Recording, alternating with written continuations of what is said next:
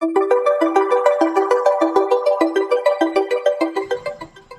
Evening everyone. आज Sunday है सो road पे भीड़ ज़्यादा होगी एज यूजुअल। इस रास्ते पे संडे को कुछ ज़्यादा ही भीड़ होती है।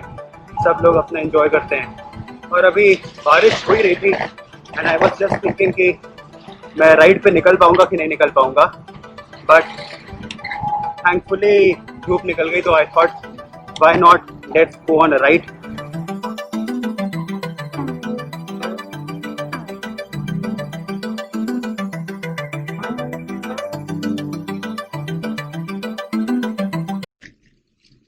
गाइस, आज मैं साइकिल टॉक्स का एपिसोड 5 बनाने जा रहा हूँ और आज मैं डिस्कस करने जा रहा हूँ वो उन गलतियों के बारे में जिनकी वजह से आपकी नई साइकिल ख़राब हो सकती है।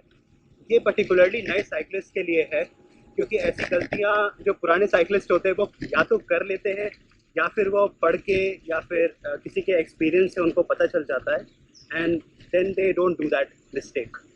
तो आज मैं उन मिस्टेक्स के बारे में बात करूँगा जो हर साइकिलिस्ट को अवॉइड करना चाहिए in order to make his cycle look good all the time.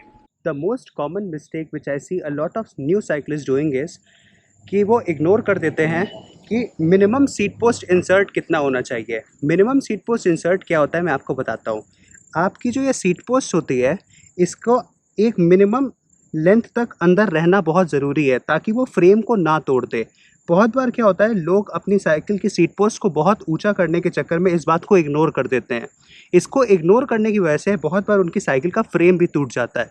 तो always remember you have to take care of this fact कि मिनिमम सीट पोस्ट इंसर्ट कितना है और उसके हिसाब से ही अपनी सीट की हाइट को एडजस्ट करिए।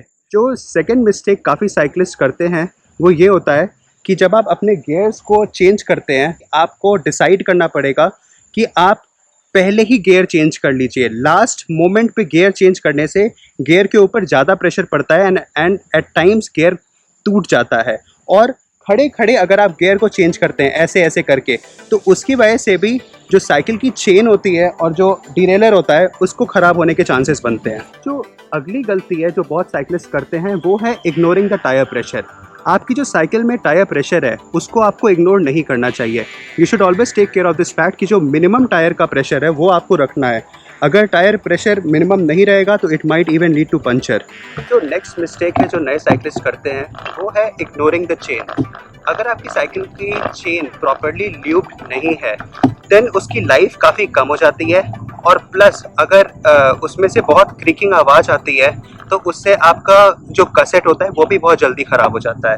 तो you have to take care of this fact कि आपका जो चेन है वो प्रॉपर ल्यूब्ड है and also remember you have to replace your chain after every 3000 और 3500 किलोमीटर्स। इसके अराउंड अगर आप अपनी साइकिल का चेन रिप्लेस कर देते हैं तो उससे आपकी ऑल ड्राइव ट्रेन की लाइफ बढ़ जाती है। The next thing which lot of cyclist ignore is कि उनका जो ब्रेक पैड है वो या तो रिम को या फिर वो डिस्क रोटर को बहुत ज़्यादा टच कर रहा हो। अगर आपका ब्रेक पैड रिम को या फिर डिस्क रोटर को बहुत ज़्यादा टच कर रहा होगा तो वो ब्रेक पैड अपने आप ही ख़त्म हो जाएगा रगड़ रगड़ के। तो it is very important for you to take care of this fact that the rim does not touch the brake pads. अगर ऐसा हो रहा है तो please get it repaired by the local shop or repair it yourself, क्योंकि ऐसे होने पे आपको फिर नया ब्रेक पैड लगाना पड़ेगा।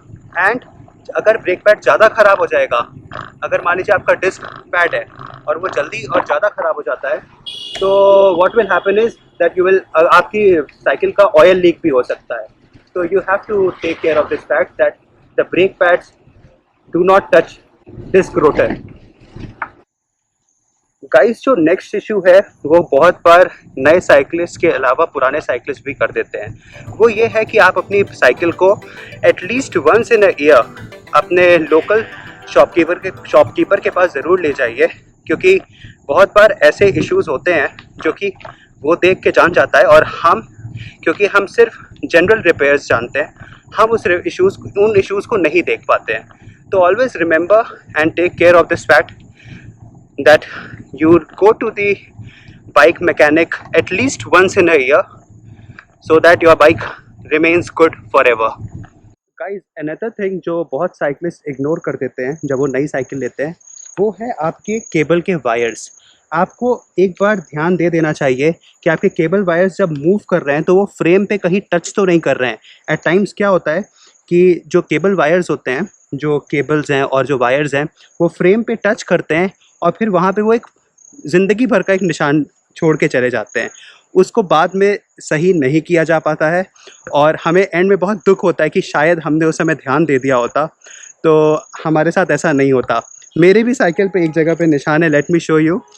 वो यहाँ पर है, इफ़ यू कैन सी, जहाँ पे लेफ्टी लिखा हुआ है L। I don't know if you can see it और नॉट। ये इसलिए हुआ क्योंकि मैंने ध्यान नहीं दिया कि जो मेरे ब्रेक का केबल है वो कैसे जा रहा है, एंड अल्टीमेटली उसने मेरे फ्रेम पे निशान बना दिया। तो इस बात का ज़रूर ध्यान दीजिए। और एक प्रो टिप ये है कि अगर आप रोड बाइक के क्लीट्स यूज़ कर रहे हैं तो always remember that road bike cleats do not last for a very long time, क्योंकि आप उस पर थोड़ा बहुत वॉक करते हैं तो वो ख़राब हो जाता है। तो उसको रेगुलरली रिप्लेस करना बहुत ज़रूरी है, आप उसको ज़रूर रिप्लेस करिए। So guys, these were the few mistakes which I have seen new cyclists doing. अगर आपको लगता है कि मैंने कोई ऐसी गलती है जो मैंने इग्नोर कर दिया है या फिर मैंने बताना भूल गया हूँ, तो do let me know in the comments below. इन गलतियों की वजह से बहुत बार साइकिल के डैमेज भी फ्रेम हो जाते हैं, सॉरी इन गलतियों की वजह से बहुत बार साइकिल का फ्रेम भी डैमेज हो जाता है। तो इन गलतियों को ना किया जाए तो बेटर है, और इनको अगर ध्यान में रखा जाए तो और बेटर है। और do like and subscribe to my channel ताकि सब्सक्राइबर्स बढ़ें, अच्छा रहेगा। अभी थोड़े सब्सक्राइबर्स बढ़ नहीं रहे। And keep riding and enjoy your rides.